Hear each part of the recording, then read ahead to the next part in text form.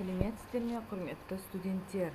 Физикалық химиялық талдау жүргізу модулі бойынша аналитика химиядан жаңа тақырыбымызды бастаймыз.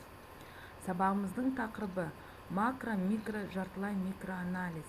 Сабақтың мақсаты орындалу техникасына, ерітіндінің көлеміне, құрғақ заттың мөлшеріне қарай аналитикалық әдістердің жүйеленуі туралы, олардың қолданылуы, пайдаланатын ыдыстар туралы білім қалыптастыру.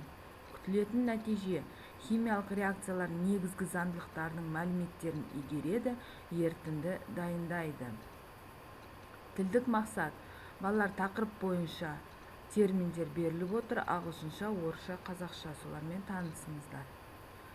Енді балалар, аналитикалық мөлшерге, ерітінді көлеміне және операциялардың орындау техникасына байланысты аналитикалық әдістер әдетте макроанализ, микроанализ және жартылай микроанализ болып бөлінеді.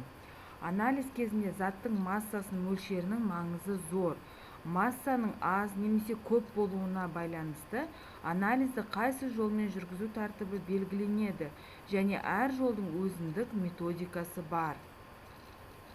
Енді әр әдістің түрін талқылайтын болсақ, макроанализде заттың біршама көп мөлшерін анықтайды.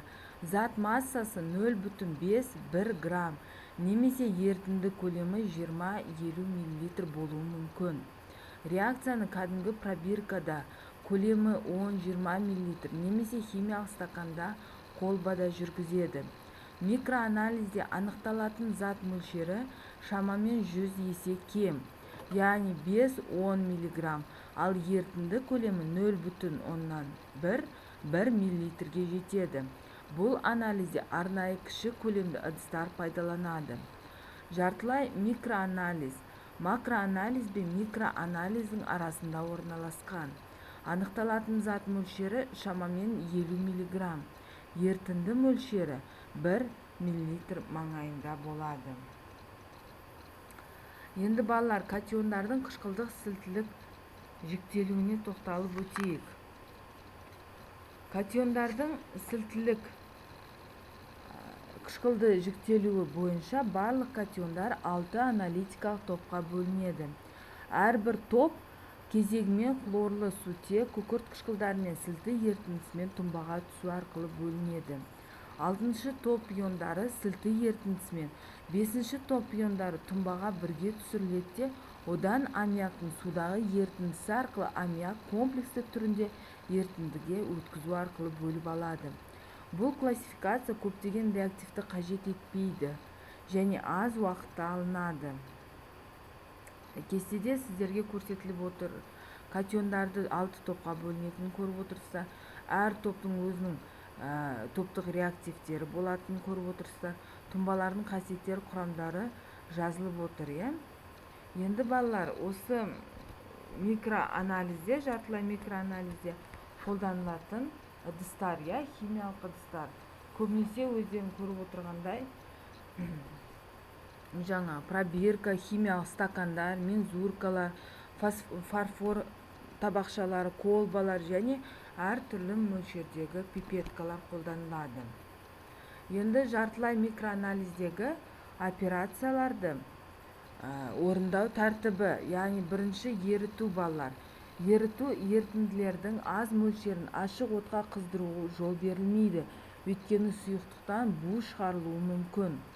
Сондықтан ерітіндіні қайнау нүктесіне жеткенше су моншасында қыздырады, ал асбест торына химиялық стакандарда немесе фарфор тегелдерінде қайнатады. Екіншісі тұндыру. Анықталатын ионды тұндыру көбінесе конустық, яғни түтіктерде жүзеге асырылады. Оларға талданатын ерітіндінің аз көлемі құйылады және реактивтің тамшыларының санын пипеткамен қосады. Қосқаннан кейін шыны таяқшамен мұқият араластырады. Үшінші, центрифугалау. Арнайы центрифуга құралында жүргізіледі, яғни шөгінділерді тұнбаға түсіру. Ерітіндідегі шөгінділерді тұнбаға түсіру.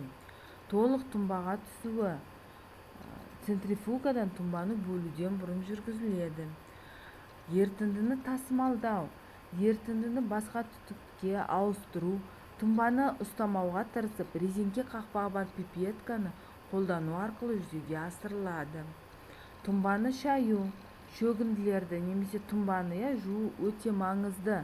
Нашар жуылған тұнбада бөгде иондар болады. Бұл қате нәтижелер береді, яғни нәтижеміз қате болуы мүмкін. Әдетте шөгінділер дистилденген сумен, кейде сұйытылған тұнба ерітіндісімен жуылады. Келесі тұнбаның еруі. Тұнбаның еруі қышқылда, сілтіде немесе тіпті тұз ерітіндісінде мүмкін. Тұнбаны шыны таяқшамен араластыра отырып, тамшы арқылы еріткіш құямыз. Булау. Ерітіндіні булау табылған ионның концентрациясын арттыру үшін қажет. Яғни фарфор тегелдер немесе таяқшаларда, шыны аяқтарда немесе су моншасындағы кішкене стакандарда жүргізілуі мүмкін.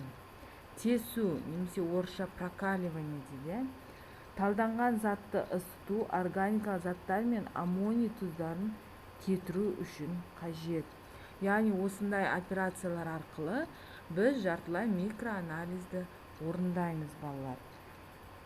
Енді балалар, осы тақырып бойынша сіздерге өзіндік жұмыс тапсырмалары Word документінде беріліп отыр.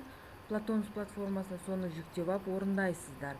Сонымен қатар осы тақырып бойынша қолданылған әдебиеттер тізімі беріліп отыр. Осы тақырыпты сол сілтеме арқылы өтіп, осы кітаптар арқылы таныссаңыздар толығырақ болады. Барлық орындаған тапсырмаларыңызды Платонус платформасына жібересіздер. Назарларыңызға рахмет. Сау болыңыздар.